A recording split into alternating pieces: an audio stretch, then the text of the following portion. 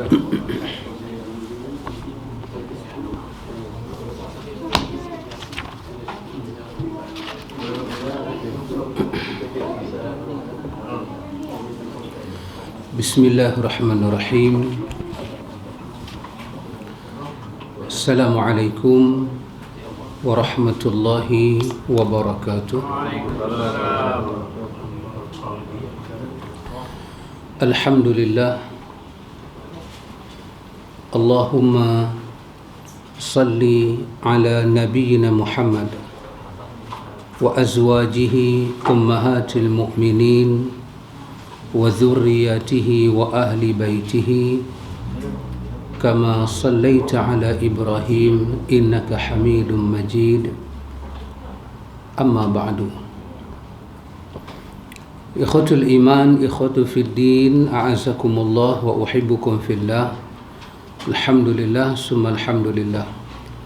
Alhamdulillah ikhwan, dengan limpah kurnia daripada Allah Al-Aziz, Al-Ghafur, Ar-Rahim, kita sambung majlis ta'lim kita. Kita sampai muka surat 556 Pak Mik, di bawah tajuk tujuan disyariatkannya jihad.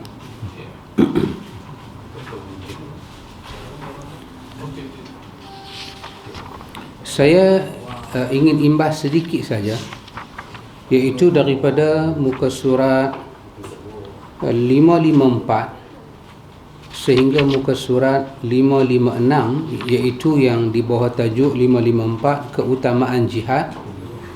Sekadar yang penulis dapat kumpul pada kita lebih kurang 13 keutamaan. Keutamaan ni bahasa Melayu, bahasa Arab selalu kita kata fadilat. Fadilat kan? Baik, fadilat. Fadlun bermakna kelebihan. Fadail dia punya plural. Kita cakap bahasa kita kata fadilat. Fadilat ni apa dia?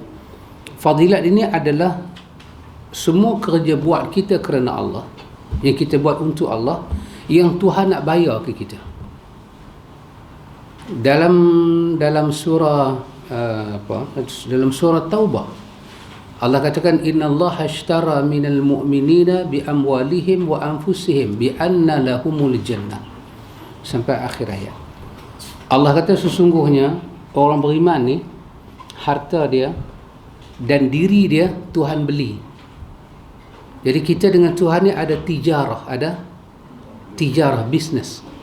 Yang dalam surah Saf, hal adullukum ala tijaratin tunjikum min azabin alim tu'minuna billahi wa rasulihi wa tujahiduna fi sabilihi bi amwalikum wa anfusikum. Allah kata, adakah kamu nak satu tijarah, satu bisnes? Berapa kali saya katakan dalam bahasa Arab dia kata tijarah bermakna big business, modal yang besar, keuntungan yang besar, cabaran yang besar. Allah kata tijarah ini tunjikum min azabin alim, menyelamatkan kamu daripada azab yang sangat pedih. Tunjikum, dia selamatkan kamu, confirm. Itu adalah fadilat daripada tijarah. Maka Allah Ta'ala dengan kita ni, dia tak minta percuma. Kau hamba aku, kau buat. So ganjaran ke, kau jangan fikir. Tak, dia tidak demikian. Dia berurusan dengan kita. Kita selalu pakai bahasa muamalat. Dia berurusan dengan kita, Rabb kita berurusan, bermuamalat dengan kita di atas tijarah, bisnes yang besar. Maka satu daripada bisnes ini Tuhan kata confirm ada dalam surah Saf tadi, tunjikum min azabin alim, kamu selamat daripada azab yang pedih. Imam kita Hujatul Islam, Syekhul Islam Imam Ibn Qayyim Al-Jauziyah qadasallahu ruhahu, dia kata kalau satu benda itu Tuhan janji nak bagi di hari akhirat dalam bentuk kebaikan, dia kata sesungguhnya pemberian itu akan diawali di dunia lagi, kita akan dapat. Itu sebagai tanda kata akhirat nak dapat lagi baik. Dan semua perkaranya Allah janji azab di hari akhirat juga diawali di dunia. Sebagai muqaddimah, kata orang itu berjalan ke situ. Maka tempat yang pertama Tuhan pilih untuk bagi sama ada ganjaran nikmat ataupun azab adalah hati manusia. Di situ. Maka Tuhan kata, tunjikum min azabin alim, diselamatkan kamu daripada azab yang sangat pedih. Sangat pedih. Itu adalah bisnes yang Tuhan buat dengan kita. Di atas apa? Di atas 3 perkara ini. Di atas tu'minuna billah, bisnes ni kita start beriman pada Allah, beriman pada Rasulnya, dan yang ketiga berjihad fi sabilillah. So ulama kita kata, bukanlah iman kita itu sampai pada peringkat sempurna. Tidak, kita berjalan nak pergi beriman itu, ganjaran Tuhan sedang mengalir. Tuhan dia tak tunggu kita ni sampai jadi sempurna. Apa bahasa kita panggil pakcik, dah orang kata iman kita ni solid sungguh, baru dia nak bagi anugerah. Tidak. Kita bergerak sahaja. Seperti hadis Qudsi yang kita jumpa dulu dalam kitab kita, juga penulis ni tulis menuntut ilmu jalan ke syurga. Ustaz Sabri duk baca, kan? Menuntut ilmu jalan ke syurga. Kita baca dulu sat sini, lepas tu kita bukanlah salah ustaz, jangan tengok lagu tu, memang takdir Allah begitu. Dalam buku tersebut hadis Qudsi, apabila kita melangkah kepada Tuhan, kita berjalan ke Tuhan, Tuhan berlari ke kita. Kita sejengkai dengan Tuhan, Tuhan sahasta dengan kita. Kan? Bila kita bergerak sahaja untuk beriman pada Allah. Tengok dalam Riyadhus Salihin, dalam bab taubat juga kita telah lalu, tapi hadis itu kita lalu di IQ dulu. Sebab sana jilid 1 kan, sini jilid 2. Hadis tentang 99 orang, satu orang bunuh 99 orang. Lepas tu dia mula nak mendekati Tuhan kan. Dia tak start lagi apa-apa. Dia cuma duk pergi cari kan. Macam mana kita nak memulakan bidayah, nama dia bidayah. How to start. Daripada mana kita nak bermula. Aina nabda. Di mana kita nak mula benda ni. Dia mati. Dan dalam usaha tu, dan buat lagi satu kes. Bunuh orang. Bukan buat kenduri, bunuh. 100. Tapi di mana nak start? Akhirnya jumpa jawapan dia di sana. Unasun ya'budunallah fa'budu ma'ahum. Keluar daripada tempat ini, pergi ke sana, tempat orang ibadat. Pergi ibadat dengan mereka. Dalam proses tu dia meninggal. Sedangkan dia tak start apa lagi. Tetapi Tuhan sambut dia dengan 2 malaikat datang. Itu satu Tuhan buat untuk menunjukkan betapa Allah tidak mempertikaikan hamba yang datang kepada dia. Hamba tu datang dengan dosa memenuhi bumi, betul? Allah datang dengan keampunan memenuhi bumi. Hamba tu datang dengan dosa yang memenuhi sampai ke langit, Tuhan datang dengan keampunan memenuhi langit dan bumi. Hamba tu datang dengan semua dosa, hanya tak syirik pada Allah, maka Allah bagi syurga kat dia. Maka akhirnya malaikat ni duduk bincang-bincang, akhirnya dia masuk ke syurga. Itu adalah dalil besar pada kita bahawa memulakan jalan menuju Tuhan telah mengalir ganjaran. Ganjaran apa? Tunjikum min azabin alim. Lepas itu dalam bab jihad, dalam Riyadhus Salihin, kita ada jumpa ada hadis Nawawi kumpul. Bila sahabat tanya pada Nabi, apakah amal paling besar ya Rasulullah? Nabi kata, beriman pada Allah dan Rasulnya. Kemudian baru berjihad. Jadi Allah Ta'ala dia tak suruh kita buat ibadat, lepas tu aku punya pasal lah nak bagi apa kat hang. Tak. Dia guna kaedah muamalat tijarah. Apa dia? Dia berurusan secara business. Dan dia bukan small business, big business. Baik baru small business. Satu, dia selamatkan kita daripada azab.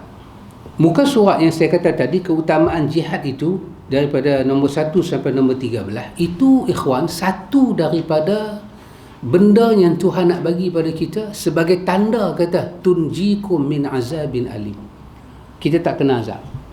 Dan kalau kita boleh kumpul semua ini daripada nombor 1 sampai nombor 13 untuk tajuk ini sahaja, maksudnya ada banyak tajuk lagi, semayang tak masuk, puasa tak masuk lagi bab lain, hanya bab jihad ni saja penulis kumpul pada kita 13. Saya ingat 13 ni ikhwan, makan dari dunia sampai akhirat tak habis. Apa yang Tuhan bagi pada kita. Kita meniaga, kita untung. Ni untung ni makan tak habis ni. Telah tolak modal. Ni untung saja makan tak habis. Ni bisnes lain duk berjalan lagi. Antum tengok di antaranya apa dia?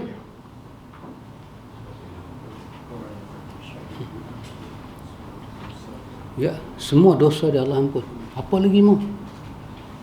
Allah ampun. Nombor 5 tu orang mati syahid. Daripada dia keluar rumah dia sampai pergi ke medan pertempuran, sampai dia gugur, daripada dia keluar di rumah dia dikira jalan masuk ke syurga. Oh subhanallah. Dan cuba kita bayang, banyak lagi ganjaran-ganjaran yang ada. Macam dalam hadis bila ditanya, Aisyah cerita tanya pada Nabi macam mana jihadnya wanita, Nabi kata dapatkan haji dan umrah yang mabrur. Jadi daripada dia keluar rumah dia dengan niat buat haji, niat umrah, dia pergi dengan betul, dengan tidak ada hal apa-apa, jalan sampai ke miqat, dia pun niat, dia pun dalam patah larang, sampailah dia sa'i dan dia bertahlul, sepanjang itu dia dalam sabilillah. Dia mendapat ganjaran yang cukup besar. Jadi tidak ada satu pun kurnia Tuhan pada kita yang sia-sia. Dan antum tengok ayat nombor 10 tu, 6 keutamaan orang mati syahid. Oh, tak tahu nak cakap lah. Itulah ganjaran yang Allah Ta'ala bagi pada orang yang mati syahid. Baik. Itu ganjaran dia, mulianya orang mati syahid. Baik. Tajuk kita malam ni ialah tujuan disyariatkan jihad. Ya, masyarakat. Ya. Tadi saya kata apa yang kita buat Allah bayar. Kan? Kata macam niagaan tu lah. Adakah dia menjadi satu benda yang tidak ikhlas bila kita buat sesuatu dan kita mengharap balasan yang Allah janji? Iya. Pada setengah ada orang kata tak payah minta. Ya. Alhamdulillah. Ini satu lagi soalan yang agak dikatakan soalan yang bijak sebelum terbentuk kerajaan baru pada kisah saya. Soalan yang bijak.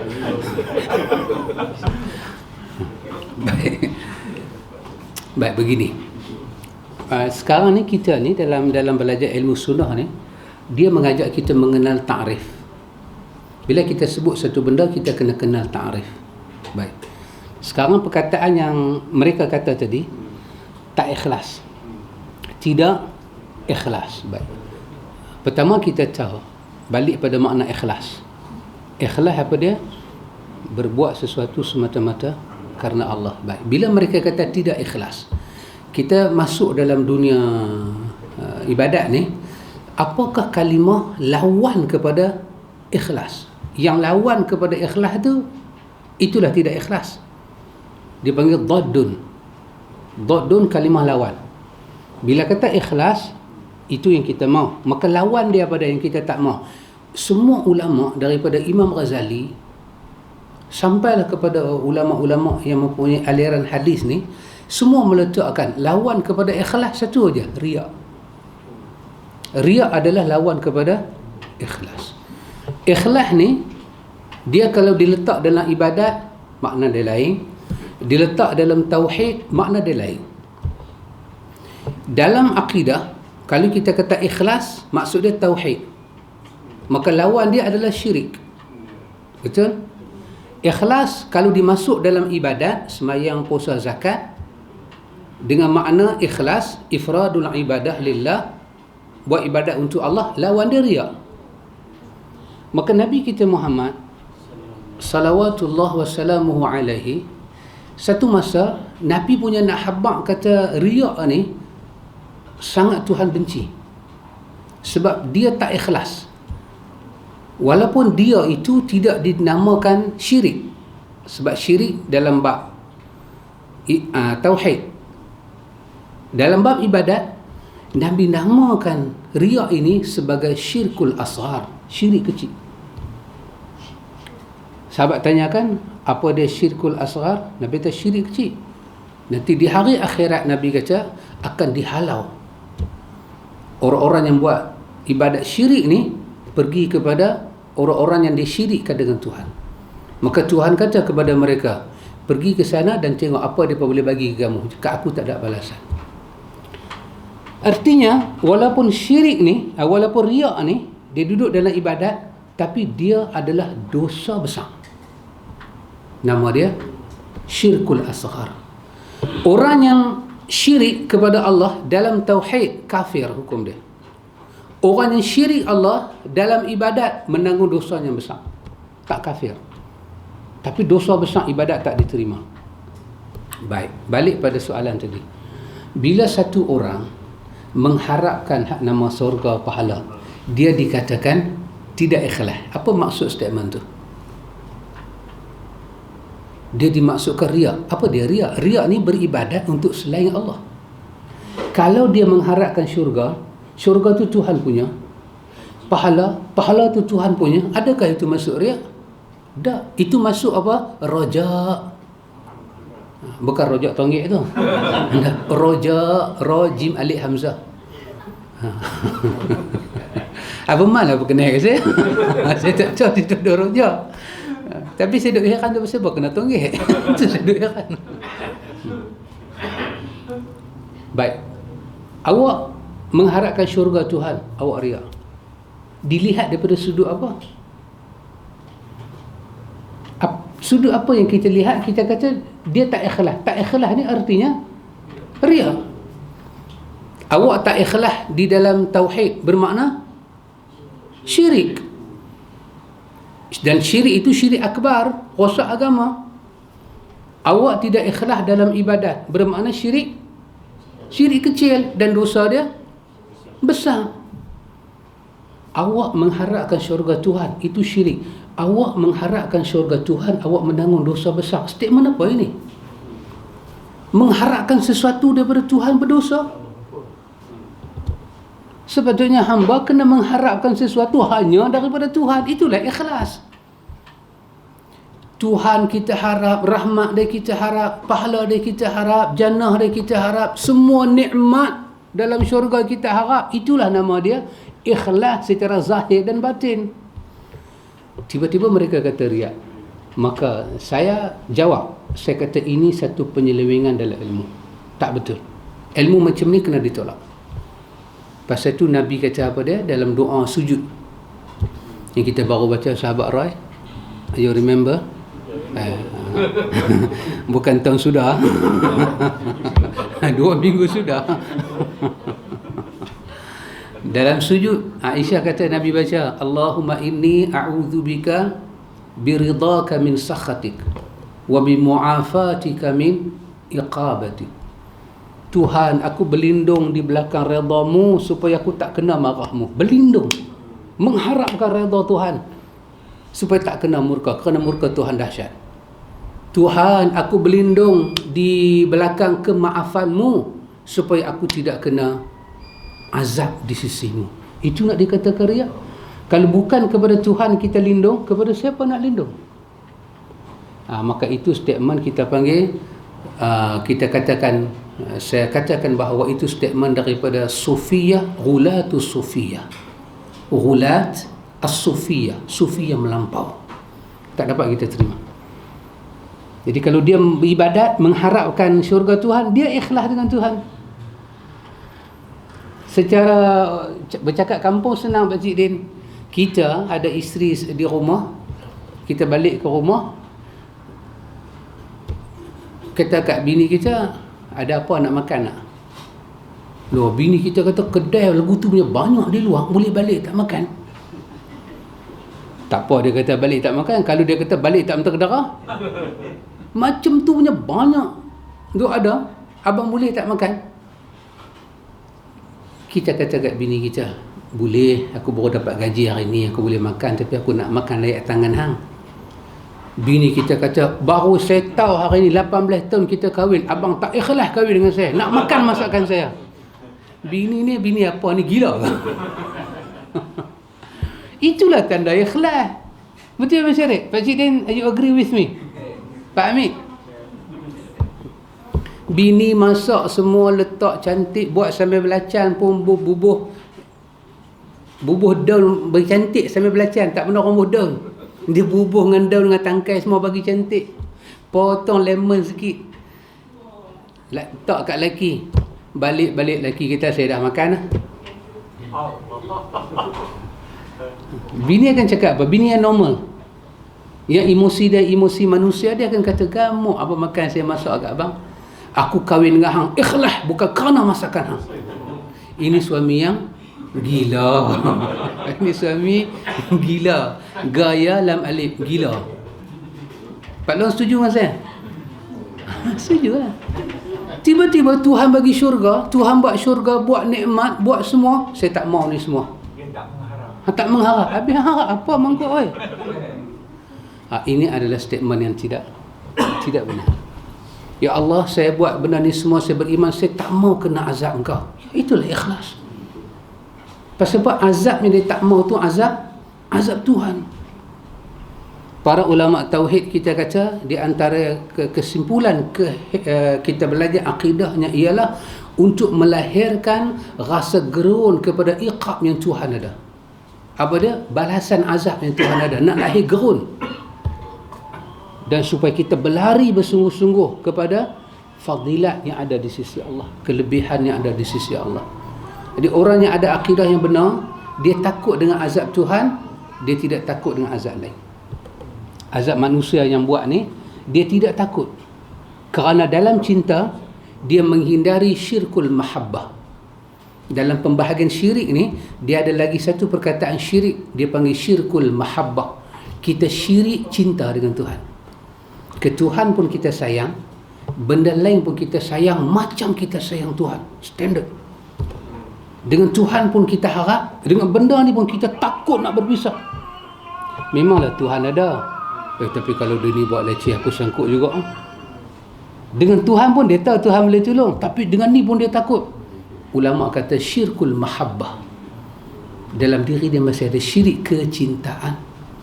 Kerana dalam akidah dia ajak kepada kita wala dan bara. Wala, kecintaan seluruhnya pada Tuhan. Bara, membebaskan diri selain daripada Tuhan. Sekarang kita ikat diri kita dengan Tuhan. Wala dengan pemberian dia, aziz dia, ghafur dia, rahman dia, jannah dia, semua kita nak. Tiba-tiba dia kata kita tak ikhlas, maka kita tak dapat terimalah. Hak ni kita kena tolak. Ini semua daripada ghulat. Ghulat maksud dia apa? Melampau. Boleh Abang Syarif? Baik. Ya Pakcik. Memang macam kita berdoa, kita kata walaupun kita minta Tuhan bagi syurga, kita tak layak. Itu kita nak masuk, nak takut kan. Kita memang berdosa dengan dosa yang kita ada, kita patut masuk neraka. Ya. Baik. Wallahu ta'ala a'lam. Saya mungkin ada pandangan yang agak baru sikit. Saya mendekati new government, so kena ada a new statement. Saya juga syok kalau ada kerajaan baru. Bukan kerana saya terlibat dengan parti, saya tak masuk parti, tapi saya suka kerana pertukaran kerajaan mendidik orang politik tak sombong. Tak sombong. Cukup 2 tahun sebelum pilihan raya, cari jalan gugurkan. Supaya sombong tu tak mai, melampau tu tak mai. Kan? Dan nak ditukar pun bukan dengan sebarang orang daripada geng hampa juga. Kalau hampa kata dia tak guna, hampa pun semua tak guna. Hampa satu geng dulu. So kami ambil orang yang tak berguna macam hampa juga. Serupa lah. Kerana kami tak ada pengalaman bidang tu, itu saja. Kalau kami reti bidang tu, kami buat parti baru. Memang hampa terancam. Maka tidak ada apa nak pergi tidur tengah jalan tu, merepek balik lah. Covid nanti main dengan hang susah tu, Malaysia nanti susah. Sudah lah pergi balik lah. Merepek. Lepas main jemaah ni balik rumah, bukan tidur tengah jalan. Merepek semua ni. Baik. Lupa dah soalan pakcik.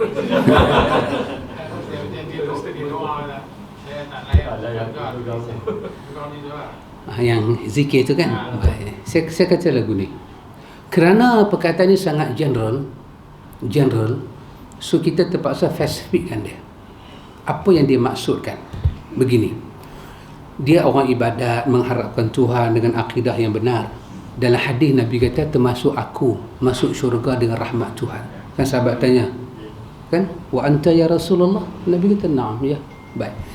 Ibadat-ibadat ni, dan dia tahu bahawa dia beribadat kena contoh Nabi. Dan setelah dia duk muhasabah diri dia ni, masih jauh dia dengan perintah Tuhan. Di atas itu dia rasa malu kat Tuhan. Tuhan, hang nak bagi syurga ni tak layak lah. Memang betul-betul aku tak layak. Tapi dia ada akidah yang betul. Tuhan layak tak layak, aku tetap kena masuk syurga. Tapi aku malu lah. Malulah. Kalau macam ni, okey. Kalau dia maksudkan secara literal statement, Tuhan aku tak layak ke syurga.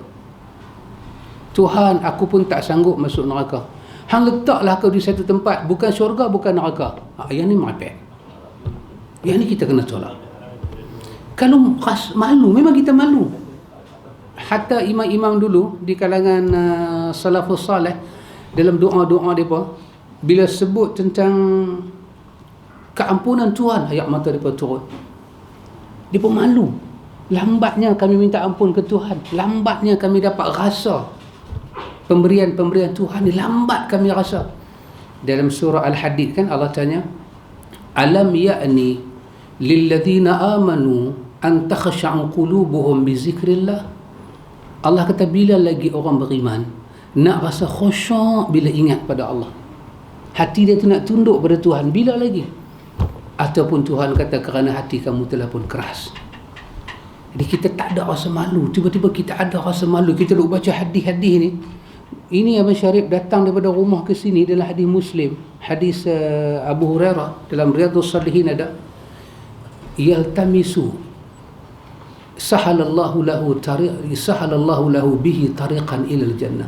Allah mudah kita jalan ke syurga. Kita, ya Allah, malunya. Kita pergilah juga. Itu malu tu ada, itu bagus. Kerana al-haya'u minal iman dalam riwayat Muslim. Malu tu daripada iman. Tapi malu tu tidak menolak kurnia Tuhan pada kita. Maka sufi dia tolak, tak mau Tuhan. Maka aku tak mau ibadat pasal syurga hang. Aku tak mau ibadat kerana takut neraka hang, semata-mata kerana rindu dekat hang.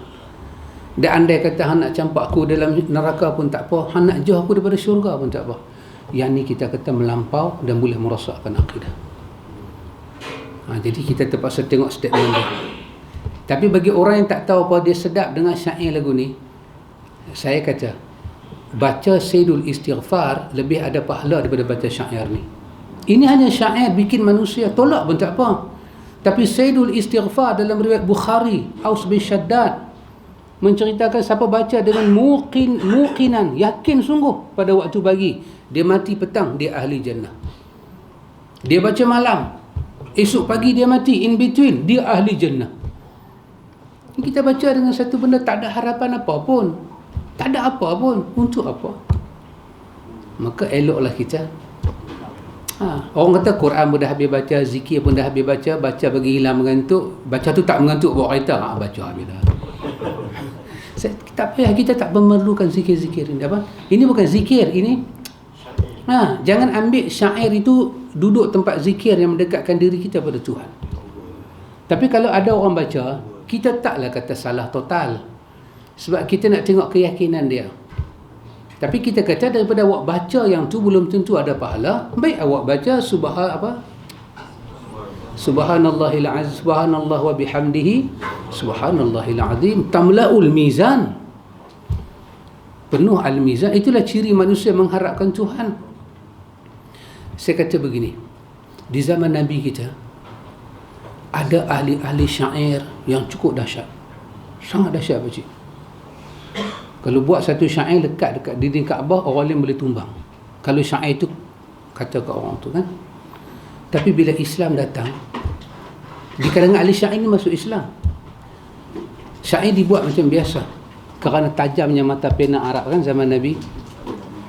Bila syair dibuat, kita dapati seorang sahabat Nabi seorang pun tak terpengaruh dengan syair ni nak buat bahan zikir di mulut. Semua zikir dengan zikir Rasulullah. Sampai sahabat tanya, macam mana nak zikir ni? Turun zikir tu, turun zikir ni. Tak ada satu sahabat menggantikan syair-syair yang dia duk dengar dengan telinga ni di tempat zikir. Tak ada. Orang buat syair, dia dengar je lah. Tapi dia tak ikut. Dia tak ambil letak di mulut dia. Tak. Di mulut dia untuk mendekatkan diri pada Tuhan, semua dua benda, ayat Quran ataupun zikir dari Nabi. Itu saja. Dia berbeza dengan orang kemudian. Dia dengar syair, dia rasa macam sedap, dia tinggal zikir, dia ambil syair. Lepas tu dia pertahan isi syair. Seolah-olah itulah yang membawa dia kepada Tuhan. Dah, sebenarnya bukan begitu. Nak bersyair tidak salah, tapi jangan sampai dia mengambil tempat zikir. Zikir ni mendekatkan diri pada Allah. La tertukar. Bukan zikir yang mendekat diri pada Allah, syair dengan nasyid. Dikatakan nasyid yang agak compliant syariah. Tangan duduk lagu tu lah, duduk tepi lah, macam mana, tangan begitu, tangan begini. Tinggal zikir. Lepas tu nak bagi sealiran dengan muzik itu, ambil zikir, kumpul dengan muzik. Lepas tu percaya itu mendekatkan diri pada Allah. Ini sangat hulu, sangat rulat, sangat wujud kemelampauan. Maka nak syair boleh syair, nak zikir boleh zikir, tapi ini tak boleh mengambil tempat zikrullah yang diturunkan oleh Allah kepada Muhammad. Boleh pakcik? Yes. Abang Man ada nak tambah? Ada? Boleh. Baik. Disyariatkan, tujuan disyariatkannya jihad. Ini juga termasuk daripada maqasid. Maksud daripada pensyariatan itu apa? Jihad memerangi musuh Islam, tujuannya agar agama Allah tegak di muka bumi, bukan sekadar membunuh mereka. Ini satu perkara yang dia kata kita kena tahu. Di antara fungsi jihad, dia adalah protek kepada agama. Bersesuai dengan zaman dulu. Zaman dulu tak banyak alat-alat teknologi kan. So berdakwah bilisan dengan cakap. Muhammad berdakwah di Mekah, tunggu orang Yathrib musim haji masuk ke Mekah, carilah tempat Aqabah ni, tempat kita melontak tu kan. Nabi nanti pergi berdiri kat situ, bercakap, mengambil masa biar mereka lalu situ untuk tujuan haji secara jahiliah dulu. Nabi tunggu kat situ, bercakap, cakap sikit, dia pun pergi. Itu nak ambil masa bila? Setahun sekali. Hari-hari Nabi cari tempat-tempat orang berkumpul, di Safa, di Marwah. Dekat-dekat Kaabah ni boleh bercakap, tapi tak boleh selalu. Itu menjadi tumpuan asyraful musyrikin, pembesar musyrikin masa tu. Banyak di situ. Akhirnya berdakwah secara sir, berdakwah secara jahar, bertahap. Tak ada satu ayat jihad turun di Mekah. Semuanya ayat sabak dan dakwah, sabak dan dakwah, sabak dan dakwah. Lepas tu hijrah ke Madinah. Duduk 2 tahun hijrah ke Madinah, baru turun ayat jihad. Untuk apa jihad diturun? Ketika dakwah dah sempurna. Artinya 13 tahun di Mekah campur 2 tahun di Madinah, baru sudah jadi 15 tahun Muhammad berdakwah. So 15 tahun ini kalau ada orang sekitar kata dia tak faham lagi, sukarlah nak terima. Tapi serangan itu datang. Maka apa lagi nak buat ketika itu? Madinah telah menjadi satu daulah yang diiktiraf. Ada penduduk, ada negeri, ada wilayah dia, ada peta dia. Kemudian ada sempadan border masuk, border keluar. Itu pengiktirafan diberi pada masa itu. Dan ada pemimpin, ada rakyat. Maka Muhammad ditabal menjadi pemimpin. Maka sahlah Madinah itu sebagai satu daulah, satu negara yang mesti dihormati, maka tak boleh dicerobohi. Maka bila Nabi dengar rumus nak berlakunya pencerobohan ini dalam bentuk rancangan kapilah lalu, maka Nabi buat persiapan di Badar supaya benda tu tak jadi. Dan memang nampak benda tu boleh jadi. Maka Nabi mengambil hak dia sebagai sebuah negara yang berdaulat, so dia lancarkan serangan. Untuk apa? Untuk stop negara dia daripada dilanda, diserang. Maka jihad disyariatkan pada masa itu, itulah maqasid pada zaman itu. Dan Allah tidak membatalkan syariat jihad sampai hari kiamat, kerana maqasid itu akan berulang. Dia akan berulang. Sebuah negara yang diiktiraf mesti dihormati oleh negara lain, tak boleh dicerobohi. Maka bila dia diserang, dia mesti bangkit mempertahankan. Maka jihad itu untuk menegakkan agama Allah di atas muka bumi. Sangat. Pasal itu bila syariat jihad disyariatkan, mereka tidak mencerca syariat jihad. Sebab mereka tahu, mereka pun pertahan negara mereka dengan perang. Dan mereka lah yang memulakan peperangan. Rentak Nabi berperang banyak perang, tapi rentak yang Nabi pakai dalam Badar berbeza dengan rentak peperangan yang lain. Badar ni boleh dikatakan satu perang yang Nabi start pi. Perang-perang lain semua Nabi tunggu isyarat daripada mereka, baru Nabi pi. Kenapa? Kerana Nabi nak mengambil pengiktirafan daulah. Sekarang Madinah telah ada kerajaan Islam baru. Orang-orang Islam semua dah keluar daripada Mekah, walaupun ada sebahagian lagi, tapi majoriti dah keluar. Dan orang Madinah tanpa dipaksa terima Nabi, dan mereka mengangkat Nabi sebagai pemimpin. Tiba-tiba ada kapilah yang membahayakan negara ni nak lalu kawasan tu, dalam area kawasan tu, maka Nabi sebagai ketua negara kena mengambil satu action untuk pertahan dia punya wilayah daulah dia. Lain-lain perang Nabi tak buat lagu tu, kerana ini perang yang pertama untuk bagi tahu kata Madinah ni wujud dengan nama baru. Dulu orang panggil Yathrib lah, orang panggil apa, lah tidak, nama dia Madinah Al-Munawwarah. Kena memberi pengiktirafan. So kadang macam kita lah ikhwan, kita nak orang kenal kita, how kita kena buat? Kita kena buat sesuatu lah. Kita buat kenduri, kita punya nama kita besar, kita buat pamphlet bagi tahu ke orang. Zaman tu tak ada Facebook, tak ada apa. Maka bila Nabi buat lagu tu, depa tak kecam Nabi. Tengok Islam start perang, depa tak kecam yang tu sebab depa iktiraf. Yang kecam ni penulis-penulis yang baru beranak beberapa hari ni, yang tak belajar sirah, tak belajar apa, akidah pun tak tahu. Mereka ni lah yang duk kecam Islam ni agama suka perang. Musyrikin pun tak kecam perang, mereka ni kecam perang. Tengok bodoh mereka tu. Bengong tak mengaji mereka tu. Maka dia antara. Pasal tu anda tengok apa lagi pakcik, Nabi kahwin lebih daripada 2-3, mereka tak kecam. Sikit punya best ke isu tu. So, satu pemimpin, kalau bahasa hari ni kata, satu pemimpin ada bini banyak tau tu, dan dia pula tak kerja apa. Wih, very good issue, cukup bagus punya isu. Ustaz tak kerja pun kena maki. Nabi tengok dia tak kerja apa, duk kata Islam dia Rasul. Dulu sebelum menikah dengan Khadijah buat juga kerja, lepas-lepas kahwin dia makan harta bini dia. Dia pun tak buat isu. Kenapa? Kerana itulah masyarakat zaman hari itu hidup macam tu. Tak ada kacau apa. Syariat berlaku. Maka disyariatkan perang dalam konteks yang macam tu. Maka hari ni pasal tu kita perang dia tak duduk agenda depan. Daripada dakwah, saya kata 15 tahun awal tadi, perang tak duduk depan. Perang duduk tahun ke-15.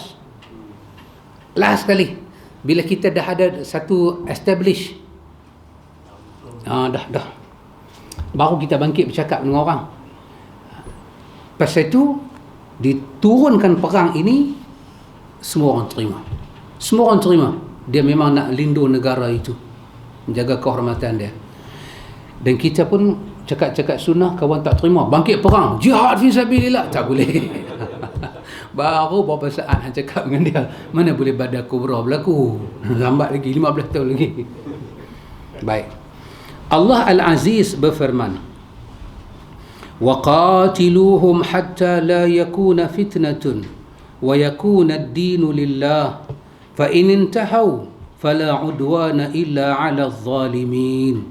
Dan perangilah mereka itu sehingga tidak ada fitnah lagi, dan sehingga agama itu hanya untuk Allah sahaja.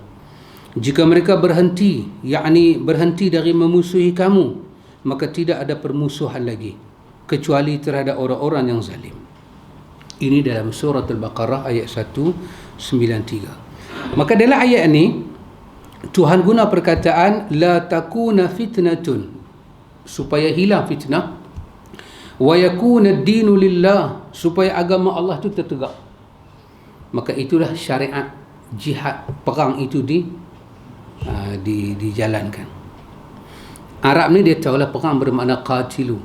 Sabilillah bermakna kita berada di jalan Allah. Sabilillah berada di jalan Allah pada konteks ini diminta qatilu. Qatala, yuqatilu, mempertaruhkan nyawa. Selalu kita sabilillah dalam bentuk bercakap. Hari ini dalam bentuk angkat senjata.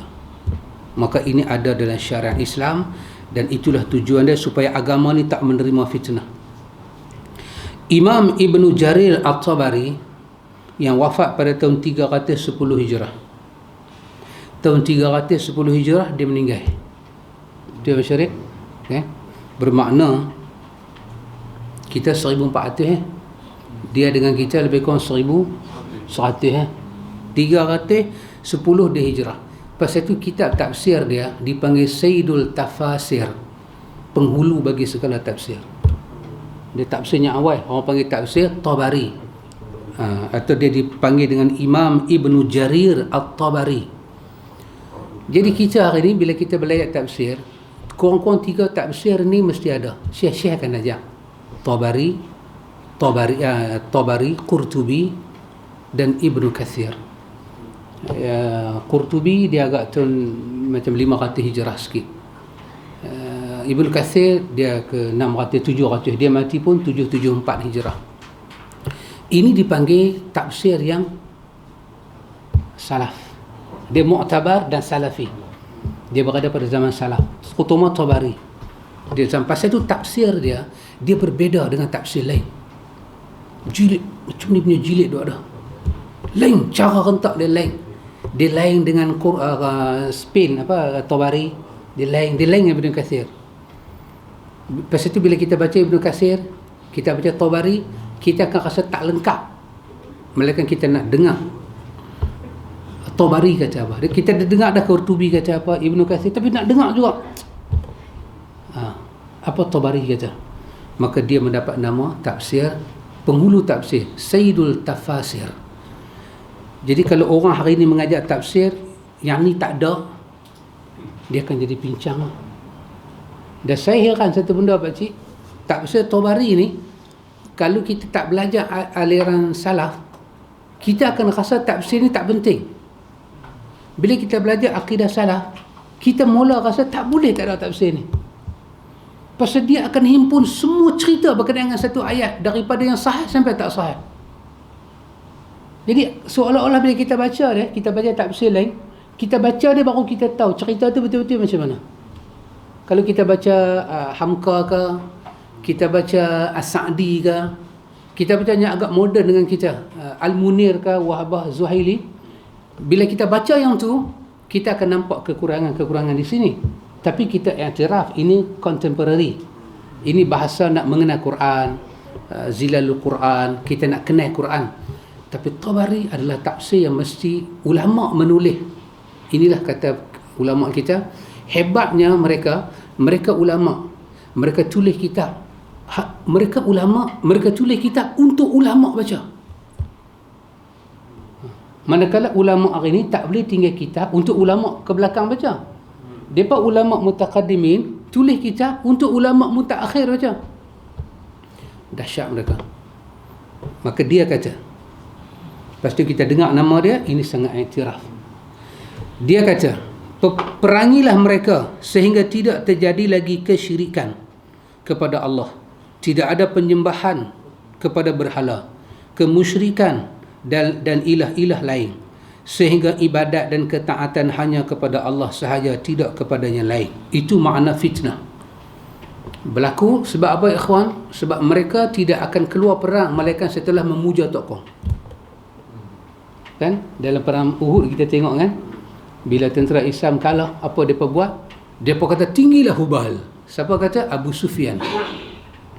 Nabi dah jatuh balik sana kan, tiba-tiba dengar suara Muhammad mati, Muhammad mati. Sehingga nak datang suara kata, tak, bukan Muhammad yang mati. Tentera dah jadi jam, collapse sebentar, dan memang kalah. Bila kalah, Abu Sufyan bangkit berucap, tentera Islam jatuh, tergelempang sana, tergelempang sini. Nabi pun masa tu tak keluar lagi. Sayyidina Umar pun rebah masa tu, dengar suara. Dia kata kekalahan dahulu dibayar hari ini. Kekalahan di Badar dibayar hari ini. Mana di kalangan kamu, mana di kalangan kami? Tinggilah Hubal. Suara Nabi tak keluar masa tu pasal Nabi jatuh. Sayyidina Umar bangkit. Sayyidina Umar kata, yang mati di kalangan kamu tempat dia di neraka, yang mati di kalangan kami tempat dia dalam syurga. Allahu Akbar. Baru tentera Islam yang lain bangkit. Dan barulah dia berkata Nabi itu ada. Maka mereka tidak masuk perang melainkan dengan memuja. Maka Allah Ta'ala kata, hancurkan penyembahan ini dalam peperangan. Jangan bagi ada dah selepas ni peperangan yang memuja selain daripada Allah. Tinggikan kalimah Allah. Tinggikan kalimah Allah. Maka konsep peperangan di samping menyerlahkan daulah yang kita ada, diiktiraf, juga konsep itu syiar Allah diangkat pada masa itu. Pasal itu di antara sunnahnya ialah dalam peperangan disuruh kita angkat suara ialah mengucap kalimah Allah. Jangan berperang dengan suara yang sepi. Sambil bertetak tu Allahu Akbar, la ilaha illallah. Lumpuhkan semangat mereka menyembah selain daripada Allah Jalla wa Ala. Ya, masyaallah. Dia kata untuk hindarkan fitnah syirikan. Ya. Fitnah pada dalam Islam. Setiap kali perang Nabi larang untuk merosakkan rumah ibadat agama ini. Ya. Wallahu ta'ala alam. Allah Ta'ala yang maha mengetahui. Nabi pesan kepada para sahabat dalam peperangan, kanisah, rumah-rumah ibadat, mereka jangan rosakkan. Termasuk siapa yang ada dalam rumah ibadat, jangan. Perempuan, kanak-kanak, anak orang tua-tua, anak orang yang lemah, orang yang surrender, segala pokok-pokok dan rumah-rumah jangan dibakar, tanam-tanaman jangan dimusnahkan, binatang-binatang jangan dibunuh. Kita bertarung hanya dengan musuh kita, orang yang bertarung dengan kita. Kenapa? Satu daripadanya, kerana kita berperang ini, salah satu daripada maksud perang, dia bukan datang nak menghilangkan syariat agama lain. Kita lawan, katalah kita berperang dengan Yahudi, bukan kerana kita nak memansuhkan agama Yahudi, tapi kerana kita nak stop kezaliman mereka yang mereka bertindak pada kita. Pasal itu 13 tahun sebelum turun ayat Al-Hajj, uzina lilladzina yuqatilu, sebelum turun ayat tu 13 tahun Allah tak bagi perang. Walaupun kena pukul, kena itu, kena ini, bisik dekat Nabi pergi ke Habsyah. Walhal masa itu sikit punya syirik berlaku depan Nabi. Mana-mana orang masuk Islam, Nabi tak kata pergi runtuh semua berhala-berhala yang ada dekat Kaabah. Tak. Kerana kewujudan agama-agama ini langsung tidak ganggu Islam. Yang mengganggu Islam untuk hidup ialah kezaliman mereka. Maka Islam tak benarkan kita hancur. Bukan kata hancur, dalam suratul An'am Allah kata apa? Jangan kau maki Tuhan mereka. Nanti mereka maki Tuhan kamu. Jangan. Wahai, patut-patut bolehlah maki. Pasal apa? Itulah batil. Tak bagi. Sebab kita tidak bermusuh dengan itu. Tapi kita bermusuh dengan manusia yang sangat zalim. Maka depa dul rumah ibadat depa lakum dinukum waliyadi. Pasal itu Islam tak mau bunuh orang kerana dia sembahyang ikut agama dia. Tapi Islam pertahan orang yang menganuti satu agama, lepas tu dia ambil agama dia itu bermusuh dengan agama lain. Apa sebab dalam Islam ni hadis Ibnu Abbas, man baddala dinahu faqtuluh. Siapa yang tukar agama, bunuh dia. Ulama-ulama kita bincang, adakah bila dia tukar agama bunuh? Mereka kata tak. Tapi lafaz hadis, siapa tukar agama bunuh? Ulama kita bincang, bunuh ni masa bila? Apabila dia keluar daripada Islam, kemudian dia bina satu kekuatan untuk merosakkan Islam, masa tu dia dibunuh. Sekali dia keluar agama lagu tu, tak bunuh dia. Dia berlaku proses taubat, penjara dia, dan akhirnya dia memilih agama tu. Itu hak dia. Tapi kita kena pastikan dia tidak menjatuhkan Islam. Dia ikut agama tu, dia masuk Islam, dia duk tengok dalam Islam ni tak mana kelemahan-kelemahan dia, dia keluar. Lepas dia keluar, dia buat satu empayar baru, datang nak mengugat Islam. Ketika itu orang macam ni kalau keluar Islam, bunuh dia, dia jahat. Kerana kita tak musuh pun dengan dia bang. Hatta Sayyidina Umar bila dia pergi ke mana? Ke Palestin. Hujan. Kan? Dia orang minta dia semayang dalam kanisah, dalam gereja. Dia tak mau kan? Apa dia kata pada dia apa? Sayyidina Umar kata, aku takut besok gereja tukang di masjid. Dia masuk ke Palestin, dia tak bimbang. Alamak, ada gereja. Oh, mampu kita ni. Kena roboh dah. Dia tak bimbang yang tu. Sebab Islam daripada dulu tak bermusuh dengan agama lain. Kalau bermusuh, Nabi tak bagi sahabat pergi ke Habasyah. Tapi pergi ke Habasyah. Di sana ada macam sama sikit.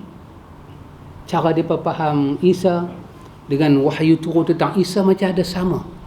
Di sini tak sama total. Dengan musyrik, dengan jahat lagi. Maka Sayyidina Umar kata, aku sembahyang kat luar gereja lah. Tengok-tengok sungguh tempat Sayyidina Umar sembahyang jadi masjid. Masjid Umar Al-Khattab. Jadi pasal tu kita tak kacau dia bang. Kita tak bunuh anak-anak dia bang. Ni semua kena bunuh pasal apa? Besok besar ni benih ni. Dah. Dia api kat dia bang. Dia nak besar, dia nak jadi agama apa dia punya pasal. Kita jaga kezaliman tu. Maka salah satu dulu Abang Syarif tengok di sini, orang-orang yang zalim ni, dia jahat ni kepada Islam, dia mengambil roh daripada agama dia. Ada agama tak ganggu orang, tapi ada agama dia tiup roh kata selain daripada dia semua jahat. Anjing lah, tak guna lah. Ini tiupan ini buat agama lain terancam selain daripada agama dia. Islam datang, Islam kata la ikraha fid din. Tak pernah dipaksa orang bukan Islam masuk ke Islam. Silakan. Lakum dinukum waliyadin. Bahkan dalam satu negeri tu, kalau ada orang bukan Islam, tapi tak ada tempat ibadat dia bang. Orang bukan Islam ramai, tapi tak ada tempat ibadat. Mereka boleh pohon pada kerajaan Islam satu tempat untuk ibadat, dan kerajaan Islam kena benarkan supaya satu tempat untuk mereka, dan itu tidak dianggap kita membantu syirik. Itu hak mereka. Tapi setelah ada mereka pohon yang lain pula, yang tu mesti melalui pertimbangan. Pasal dah ada, cukup dah satu. Islam tak langsung tak kacau hak mereka. Tapi zaman dahulu mereka kacau Islam. Maka akhirnya walaupun mereka kacau, tetap dikata pada orang Islam, umat berhala jangan kacau. Tapi masa nak perang tu, kerana mereka dapat semangat jahat tu, mereka angkat kalimah-kalimah jahat. Hubalah, Uzzalah, Latalah. Maka Allah Ta'ala kata, hancurkan kalimah-kalimah itu di dalam peperangan. Bukan hancur agama mereka, dalam konteks perang tu. Hancurkan. Boleh Abang Syarif? Kita perang dia. Dan hancurkan semua dia punya syiar dalam tu. Kita boleh patahkan salib dia masa berperang. Masa kita perang dengan dia kan. Dia lawan dengan kita, kayu salib di bawah dia lihat, kita boleh patahkan. Itu konteks perang. Tapi lepas perang habis, kita tak boleh pergi ambil salib di gereja dia patah. Tak boleh, tu hak dia. Itu dia pakai untuk ibadat. Yang ni dia pakai bukan saja untuk ibadat, bahkan untuk berperang. Maka hancurkan itu ketika perang. Dan begitu juga mereka ketika perang, mereka boleh buat A to Z pada kita. Bahkan mereka perang no law. Mereka boleh rogol anak bini kita. Lepas tu agama tak bagi perempuan terlibat dengan perang. Akan jadi mangsa mereka. Mereka boleh bunuh anak-anak kita. Kalau mereka serang negeri kita, habis semua mereka bakar. Islam tak. Boleh Abang Syarif? Alhamdulillah. Abang Man ada? Yang orang murtad kan? Ya. Hukum dia dibunuh.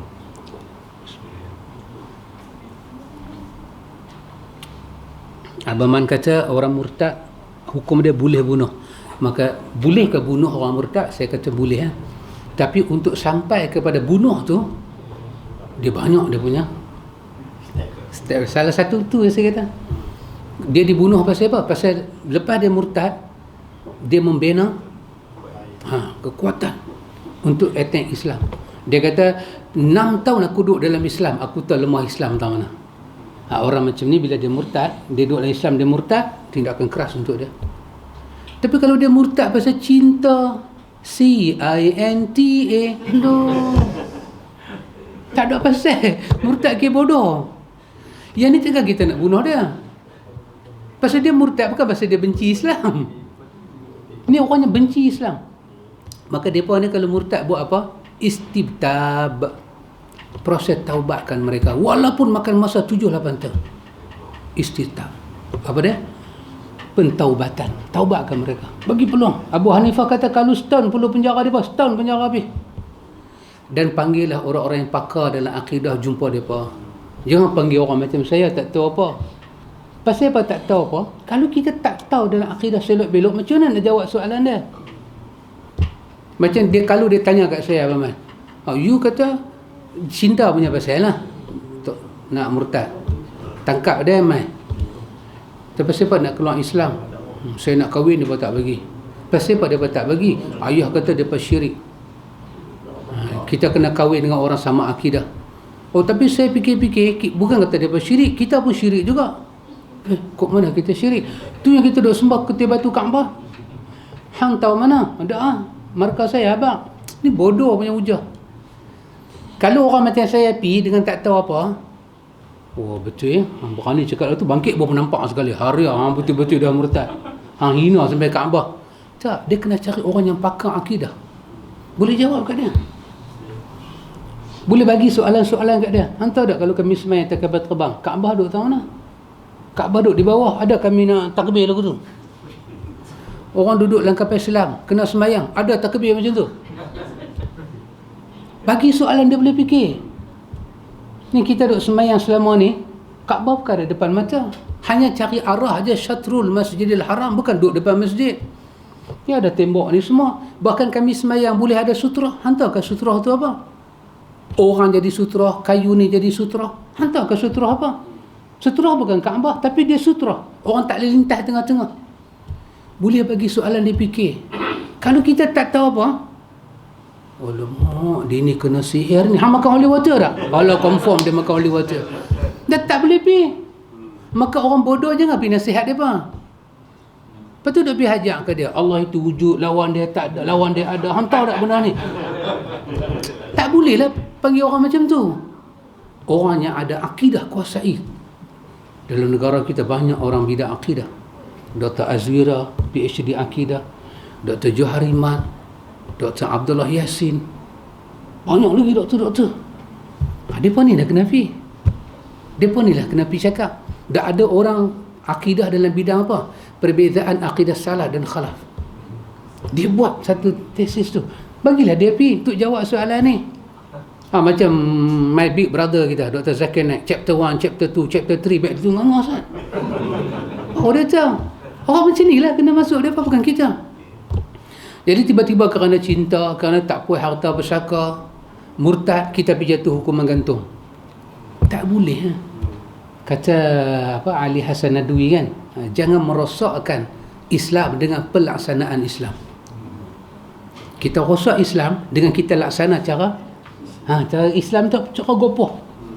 Sempit sangat. So Abang boleh faham tak? Soalnya boleh ke orang murtad dibunuh? Jawapan dia boleh. Tapi nak sampai ke situ sangat susah. Sangat susah. Ya, orang Islam. Ya. Dia masuk agama Kristian. Dan dia guna platform tu tak payah untuk lawan balik Islam. Bahaya pakcik. Dia masuk kes ni ya. Dia masuk kes ni ya. Dia boleh di jalan. Dia akan jadi musuh Islam. Ini barulah man baddala dinahu faqtuluh. Keluar Islam pergi jadi tak mana punya padri apa, sami apa. Lepas tu dia bagi tahu Islam ni tak betul macam ni, tak betul. Dia menggalakkan orang benci pada Islam. Lepas tu buat pula apa kita kata roadshow yang besar. Pergi ke sana, Kristiankan orang tu, murtadkan orang tu. Seorang macam ni pemerintah boleh tangkap mereka kerana mengganggu kesejahteraan, bawa fitnah pada Islam. Tu pun dibicara juga. Bukan tengah-tengah tu bicara juga. Begitulah besarnya. Pasal itu inilah syariat jihad untuk membenteng Islam. Pasal itu semua benda yang kita buat untuk membela Islam dipanggil jihad. Kerana jihad adalah pembela pada Islam akhirnya. Maka pasal itu semua kerja kita daripada awal membela Islam dipanggil jihad. Kita buat semua untuk menjaga agama Allah. Boleh Agus? Terima kasih Agus. Baik. Rasulullah sallallahu alaihi wasallam bersabda, "Umirtu an uqatila an-nas hatta yashhadu an la ilaha illallah." Penulis nak ambil tang situ saja. Ini dalam riwayat Bukhari dan Muslim, hadis Ibnu Umar. Nabi kata, aku diperintahkan untuk memerangi manusia sampai mereka bersaksi bahawa tidak ada ilah yang berhak diibadahi dengan benar melainkan Allah. Ya. Kita uqatila nas, ini dalam konteks peperangan. Sampai dalam konteks peperangan, kita berperanglah dengan orang-orang yang bermusuh dengan Islam. Pasal itu bila tentera Islam nak pergi serang satu tempat, Nabi pesan, dengar suara azan tak? Kan? Jangan serang mereka. Wakil kita kena pergi ke wakil mereka, bincang sah. Mereka terima ke tak? Pasal aku hanya nak berperang dengan orang yang tak mau menyaksikan Allah. Lepas tu dia lawan. Dia lah pergi bincang-bincang, kami Islam kami tak mau. Lah ni kita lawan. Orang itu baru aku lawan. Dia terima ataupun dia tolak, tapi dia tak isytihar perang, aku tak lawan dengan dia. Abu Abdullah Al-Qurtubi. Siapa dia? Imam Qurtubi. Dia wafat pada tahun 671. Tengok beza masyarakat. 300 tahun. Maka tak bersih dia duduk pada tabaqat kedua lepas daripada Tabari. Dia kata ayat dan hadis di atas, ayat 193 dengan hadis Bukhari Muslim ni menunjukkan bahawa sebab qital, yakni sebab perang adalah kekufuran. Baik, dulu kesyirikan dulu berbeza dengan orang hari ini. Kenapa? Kesyirikan dulu bila dia terlibat dengan syirik, dia memberontak. Dia tak boleh duduk diam. Dia akan berperang dengan orang. Dia perang terutama dengan siapa? Siapa bawa kepahaman yang datang membetulkan dia. Sepatut Nabi tak perang dengan musyrikin. Tapi kenapa musyrikin perang? Bila mereka pergi kepada Najasyi, perkataan Amr bin Al-As kepada Najasyi, ini orang datang memecah belah kami dan dia memaki Tuhan-Tuhan kami.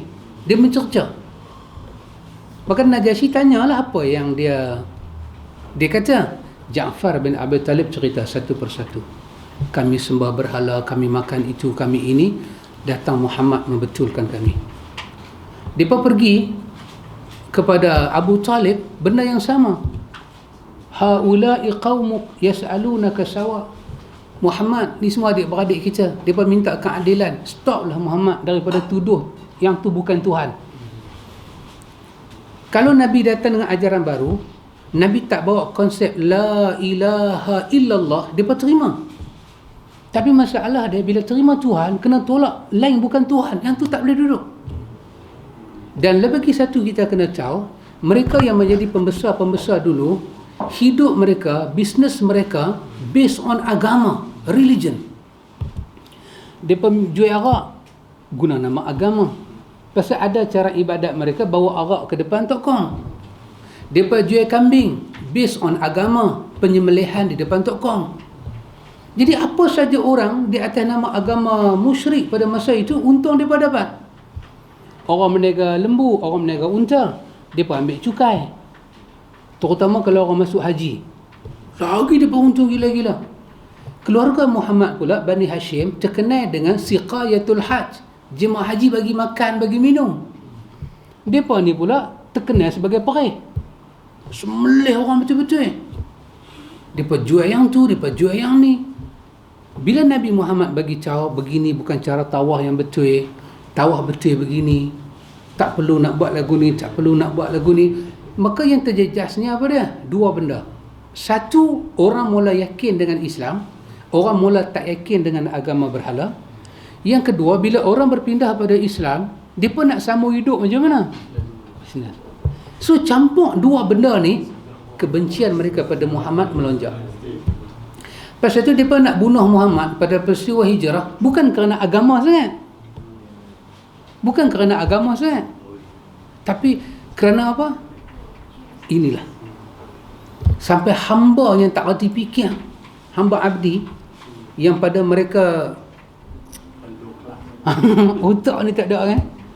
akhirnya boleh fikir, maka ini sudah kita dalam sangat, bukan kata bahaya, sangat dangerous.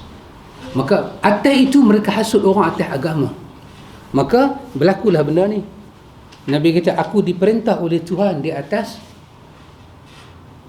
aku diperintah oleh Tuhan supaya manusia menyaksikan la ilaha illallah. Pasal itu dalam satu riwayat yang daif dikatakan kepada Nabi dalam sirah, bila Nabi sebut inilah, Nabi kata, ayuhan nas qulu la ilaha illallah, wahai manusia sebutlah la ilaha illallah.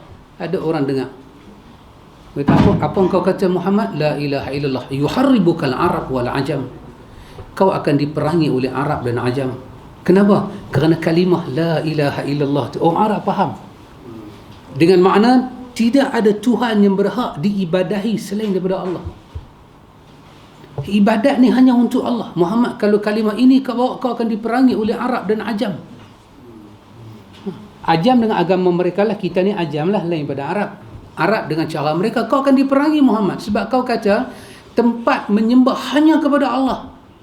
Habis yang mereka duk sembah ni apa Muhammad? Kau akan diperangi oleh Arab dan Ajam. Tengok-tengok sungguh. Tapi bukan kerana agama sangat, tapi kerana kepentingan di belakang itu.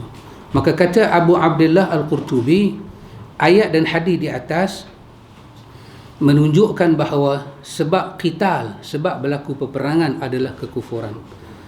Dan manusia kalau diasuh dengan kufur, dia diasuh dengan kebencian.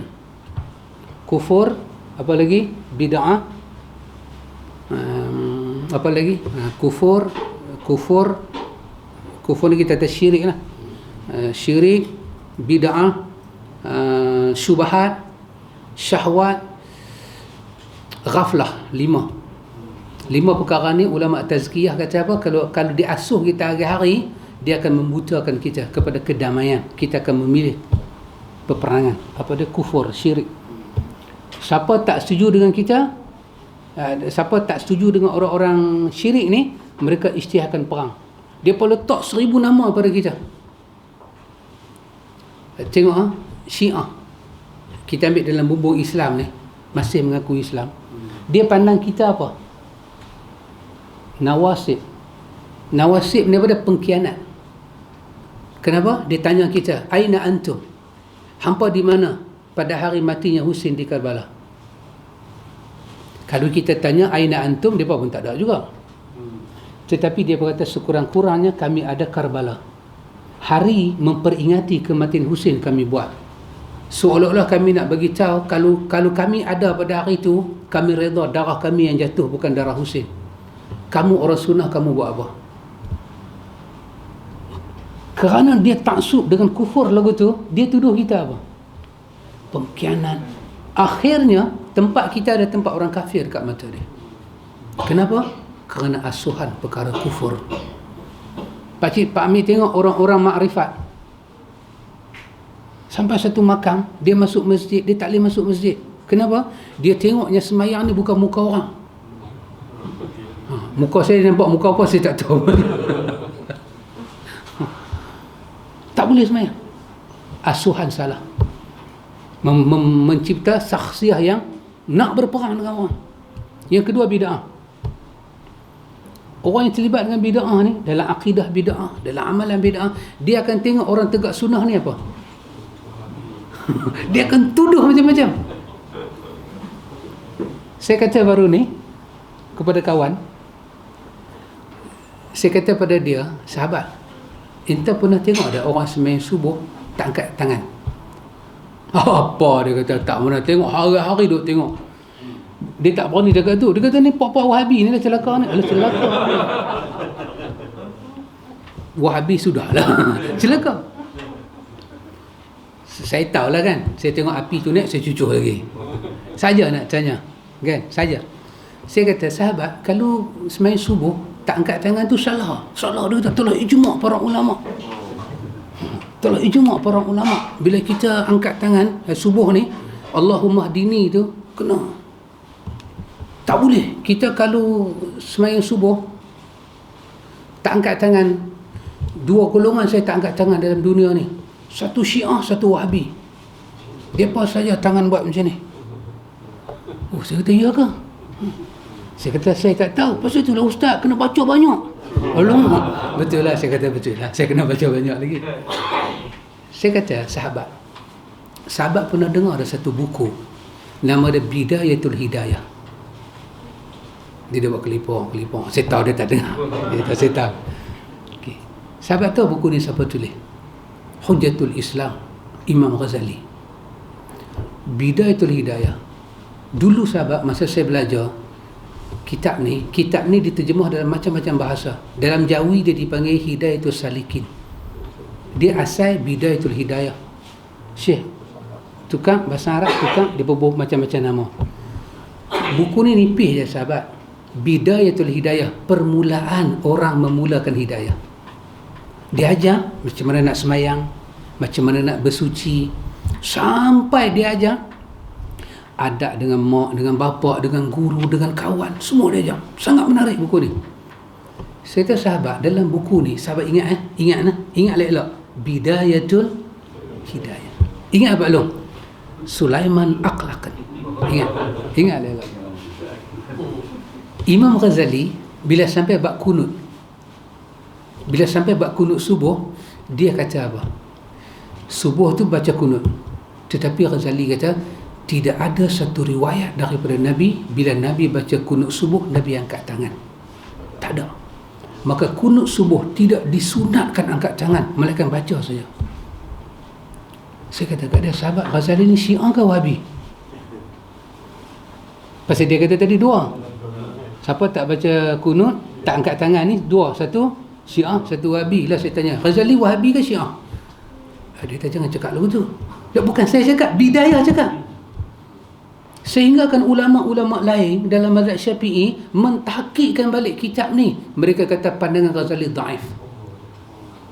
Dia kata dhaif. Yang benarnya angkat tangan. Baik, saya kata, kalaulah hari ni sembahyang subuh, saya pergi, saya irsal, macam ni kita panggil irsal, Sami Allahu liman hamidah. Mulut saya kata Allahumma hdini fi man hadait wa afini fi man afait. Saya Syiah ke, saya Wahabi ke, saya Ghazali? Dia kata kat saya, tak, kita mazhab ni kena ikut mazhab yang orang banyak lah, Syafi'i. Saya kata, Ghazali Syafi'i ke Syiah Wahabi? Dia tak mau jawab. Ghazali Syiah ke Wahabi? Dia kata kita kena ikut orang banyak. Saya kata, sahabat tahu tak sahabat, kita duk belajar fiqh ikut Syafi'i, akidah ikut Abu Hasan Asy'ari, akhlak ikut siapa? Al-Ghazali. Kalau sahabat sembahyang subuh kunut angkat tangan, sahabat tak ada akhlak. Sahabat kena lurus tangan. Pasal orang yang mengajak akhlak kata jangan angkat, tak ada. Dia guna perkataan tak sabit daripada Nabi. Baca doa kunut subuh angkat tangan. Jadi sahabat yang tak angkat tangan ni bukan dua, tiga. Syiah, Wahabi, Ghazali. Dia kata jangan cakap kerah lagu tu. Dah, saya kata bukan kerah dalam kitab. Tengok manusia ni bila dia tak tahu, tengok jadi macam mana. Dalam fiqh Syafi'i kena sujud sawi bila tak buat sunat ab'ad. 4 sebab tak buat kena sujud sawi dalam fiqh Syafi'i. Satunya ialah apabila meninggalkan sunat ab'ad dengan sengaja atau lupa. Sunat ab'ad boleh ditinggal dengan sengaja atau terlupa. Tapi kalau tinggal dengan lupa atau sengaja, dijabar, ditampung dengan sujud sahwi. Satu daripada sunat ab'ad ialah baca doa kunut. Baca doa kunut, maksud baca tu apa dia? Lafaz tu, Allahumma hdina fi man hadait. Lafaz tu baca. Itu sunat ab'ad. Angkat tangan, dia masuk sunat hay'ah. Sunat tak ada kena mengena dengan sujud sahwi. Boleh angkat, boleh tak angkat. Jadi besok kalaulah siapa-siapa angkat tangan, angkat yang macam ni, tapi Allahumma hdini tak baca, maka dia tetap kena sujud sahwi. Pasal dia tinggal ab'ad, dia buat hay'ah. Kalau dia tinggal angkat tangan, dia luruskan tangan, mulut dia baca Allahumma hdini, dia tak payah sujud sahwi kerana dia telah melaksanakan ab'ad. Maka saya nak kata, mulai besok jangan angkat tangan. Untuk orang bermazhab Syafi'i, itu satu qaul dalam mazhab Syafi'i. Qaul siapa? Qaul Ghazali. Jadi pandangan orang selama ni bila tengok kawan sebelah dia tak angkat tangan subuh adalah pandangan yang tak tepat lagi. Dia ni biasa Wahabi nanti kena. Penyapu tu Wahabi nanti kena. Siri dia cukup-cukupnya. Wahabi tak ikut imam. Tapi malam ni dia tahu satu pandangan lagi. Tak angkat tangan juga pandangan Imam Ghazali. So kita takut apa tak angkat tangan? Dan imam pun jangan takut tak angkat tangan. Sekali-sekala tak angkat tangan baca doa kunut masih dalam fiqh Syafi'i lagi. Fiqh ulama Syafi'i Ghazali. Siapa tak kenal Ghazali? Banyak kita bab zakat ikut pandangan Ghazali tentang mengenal asnaf pada sabilillah tu. Ghazali pecah besar kitab tu diorang pakai. Kitab Al-Wajiz Al-Musta. Siapa tak kenal kita usul Ghazali tulis. Maka sekali-sekala Sami Allahu liman hamidah. Jadi imam bagi orang tengok. Bukan kita sembahyang bagi orang tengok. Nak habaq kata ini satu hal boleh. Allahumma hdina fi man hadait wa afina fi ma. Makmum dia buat lagu tu.